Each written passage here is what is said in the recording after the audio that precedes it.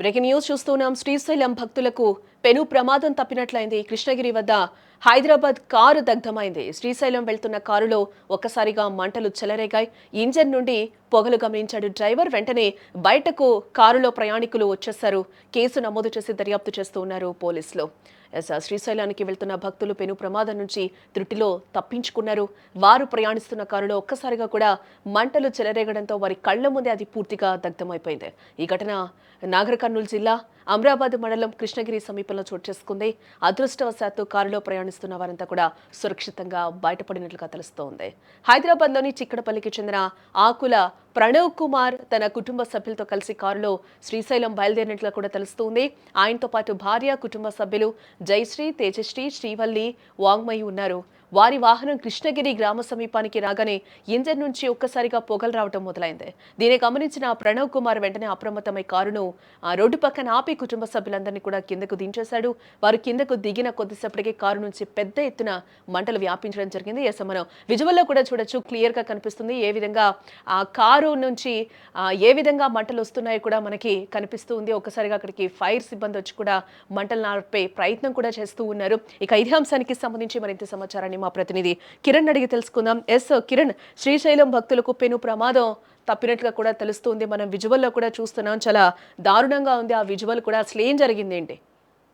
మహబూబ్నగర్ జిల్లా ఈగలపేట సమీపంలో మైసమ్మ గుడి వద్ద అయితే ఫార్చునర్ కారు దగ్ధమైన సంఘటన అయితే వెలుగులోకి వచ్చింది. నిన్న శనివారం రాత్రి ఈ ఘటన అయితే చోటు చేసుకుంది. హైదరాబాద్ నుండి శ్రీశైలం కి వస్తున్న యాత్రికులు ఈ మార్గాన అయితే శ్రీశైలం ఘాట్ మార్గాన ఫార్చునర్ వెహికల్ లో ఇంజన్ లో పొగలు రావడంతో ఒకటన అయితే ఎవరైతే హైదరాబాద్ కి చెందిన ప్రణవ్ కుమార్ అప్రమత్తమై కుటుంబ సభ్యులు మొత్తం కూడా కారులోంటి బయటికి అయితే రావడం జరిగింది. అయితే వెంటనే హఠాత్తుగానే పొగలు రావడం వెంటనే కూడా మొత్తం మీద కారు దగ్ధం కావడం కూడా జరిగింది. చుట్టుపక్కల ప్రాంతం ఎవరైతే ప్రయాణికులు ఉన్నారో వెహికల్ వాహనదారులందరూ కూడా చాలా మంది కూడా అందరూ కూడా ఆపే ప్రయత్నం చేస్తారు.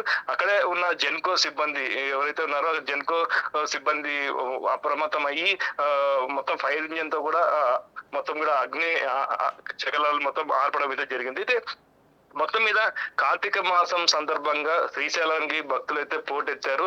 ఈ సందర్భంగా తెలంగాణ అలాగే ఆంధ్ర, కర్ణాటక నుండి పెద్ద ఎత్తున అయితే ప్రయాణికులు కానీ భక్తులు కానీ ఈ తరచూ శ్రీశైలంకి అయితే వస్తున్నారు. అయితే ఈ మార్గాన ఏదైతే హైదరాబాద్ శ్రీశైలం మార్గాన అయితే చాలా వెహికల్స్ అయితే ఇదే మార్గాన వెళ్లాల్సి వస్తుంది. అయితే ఈ ఘటన జరగడంతో అక్కడ మొత్తం ఘాట్ లో కూడా చాలా ట్రాఫిక్ జామ్ అవడం అయితే జరిగింది. ఇది హైదరాబాద్ చెందిన ఈ కుటుంబ సభ్యులు ప్రణవ్ వాళ్ళ కుటుంబ సభ్యులు 6 మంది కూడా అక్కడే కారులోనే ఫార్చునర్ కారులోనే ఉండడం జరిగింది. అయితే వాళ్ళు అప్రమత్తమయ్యి వాళ్ళు మొత్తం మీద కారులోండి బయటకు వచ్చి ప్రాణాలు అయితే దక్కించుకోవడం అయితే జరిగింది.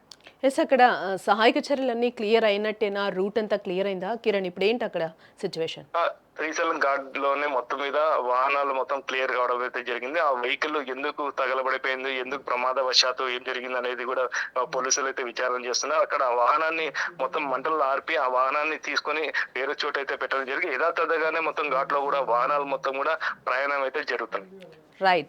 Right Kiran, thanks for the update.